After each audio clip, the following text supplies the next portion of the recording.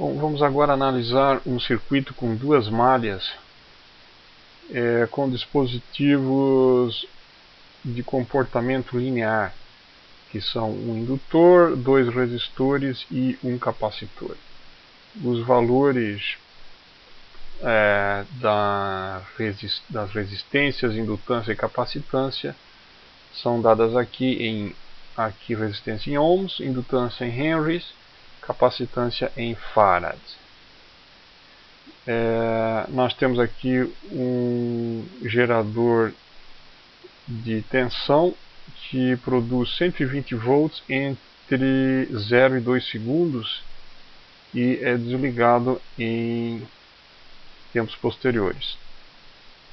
Nós vamos supor aqui que antes de t igual a zero não havia nenhuma corrente no circuito, ou seja, que a corrente em zero era zero, e vamos supor também que todas as outras correntes são zero, ou também equivalentemente que as cargas nas placas deste capacitor são zero em t igual a zero, ou seja, o circuito estava desligado até o instante t igual a zero.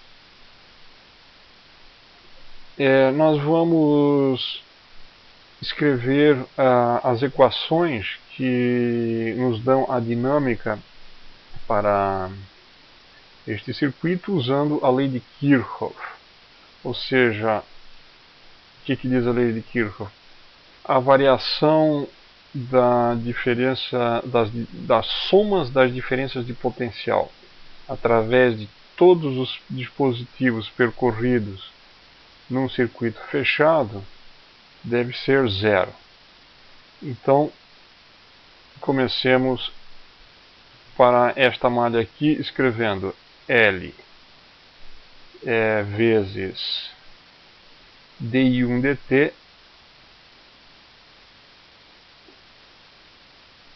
mais, agora aqui a queda de potencial é R1 vezes I2, e isto deve ser igual a E de t. Para esta outra malha, eu devo ter R2 vezes I3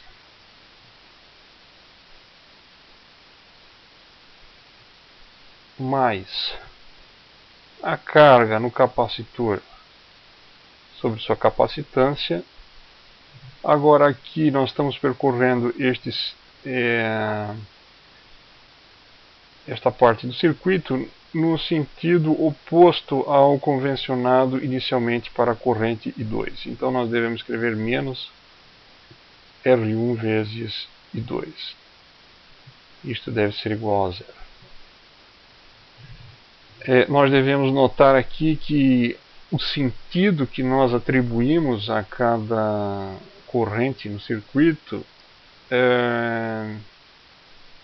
não vai influir de maneira nenhuma no resultado, né? Porque basta nós seguirmos estas convenções de maneira consistente até o final.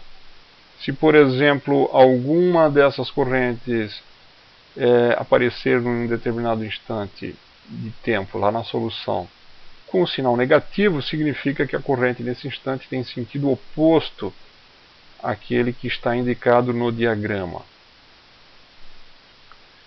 Bom, nós temos então aqui o nosso sistema de equações diferenciais. Ele ainda deve ser um pouco clarificado, porque temos aqui três correntes, né? Mas na verdade só duas são independentes. Pela lei dos nós, ou conservação da carga, nós sabemos que I1 é igual a I2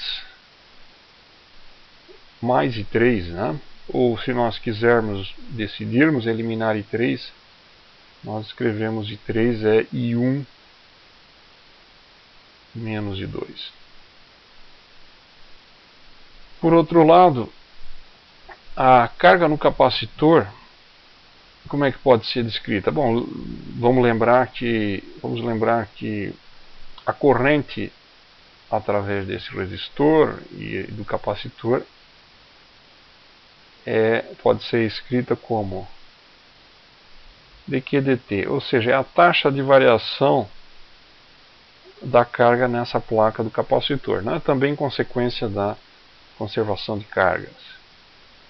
Portanto, eu posso escrever a carga num instante t qualquer como a integral de 0 até t de, a corrente aqui é I3, né? Então há um I3 de tal de tal. Tal é a nossa variável de integração. Eu escolhi 0 como ponto inicial porque em t igual a 0, Q vale 0, né? Essa é a nossa hipótese. Bom, eu vou substituir estas equações aqui agora no nosso sistema. Então nós vamos ter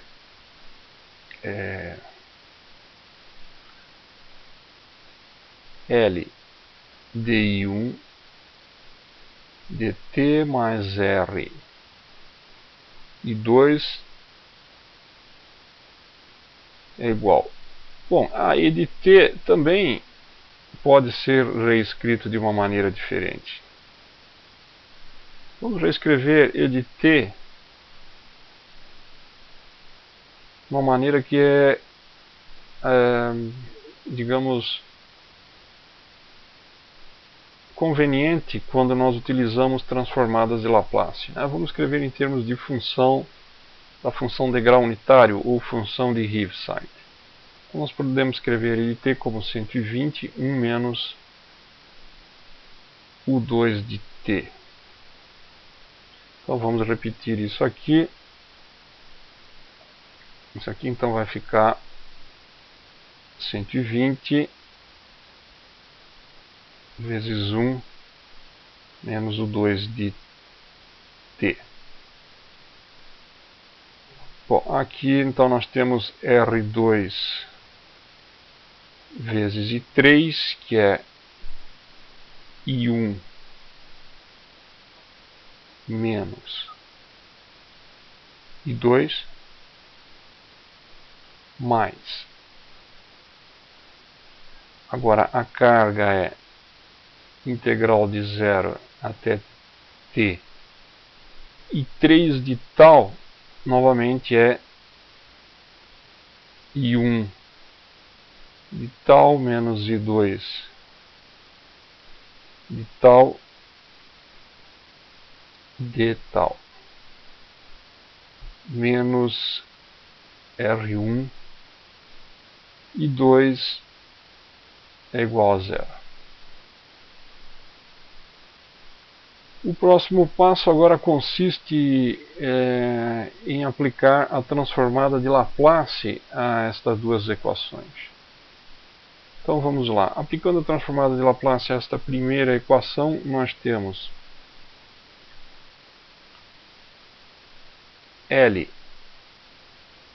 vezes S I menos I1 aqui, né? Menos 0, né? Esse I1 de S é a transformada de Laplace de I1 de t. Eu vou omitir o argumento S porque nós já vamos entender daqui para frente que o I maiúsculo é uma função de S. Mais R vezes I2 é igual a 120, transformada de 1 é 1 sobre S, e transformada de U2 de S é E na menos 2S sobre S. Bom, a transformada da segunda equação, ela vai ser R2 I1 menos I2, né? O I2 é a transformada de Laplace do I2 pequeno de t, mais 1 sobre c. Transformada de Laplace desta integral, nós podemos resolver facilmente usando o teorema da convolução. Isso aqui dá a convolução desta função com a função 1. Né? Então nós vamos ter aqui I1 menos I2 dividido por S menos R2 I2 igual a zero.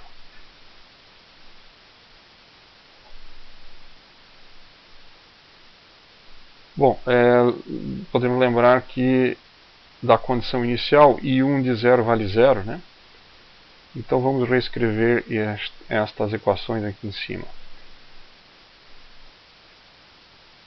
I1 vezes LS mais I2, aqui eu esqueci o índice no R, né? Aqui é R1 e 2 sempre. R1 e 2. Aqui também R1 e 2. Tá? Então, aqui I2 vezes R1 é igual a 120 sobre S 1 menos E na menos 2S. E aqui embaixo nós temos então I1 vezes R2 mais 1 sobre CS, né, que é esse termo aqui, agora mais I2 vezes menos R2, agora menos 1 sobre CS, e este termo aqui menos